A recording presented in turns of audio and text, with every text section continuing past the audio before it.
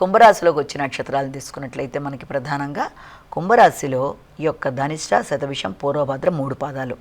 వీరికి ఈ రోజున ఎక్కువ శాతం ఖర్చులు అనేవి అధికంగా ఉంటాయి. శారీరక శ్రమ అధికంగా ఉంటుంది. ప్రయాణాలు, సమయానికి ఆహార స్వీకరణ లేకపోవడం, అధిక బాధ్యతలు, దానివల్ల ఎక్కువ నిస్సత్తువ మొదలైన దానికి అవకాశాలు అనేవి అధికంగా ఉంటాయి. అలాగే ఇంతకుముందు ఏదన్నా అంటే రోగనిరోధక శక్తికి సంబంధించిన విషయాల్లో ఆరోగ్యం మీద కొంత ఖర్చులు అనేవి అధికంగా పెట్టడానికి ప్రయత్నం చేస్తారు.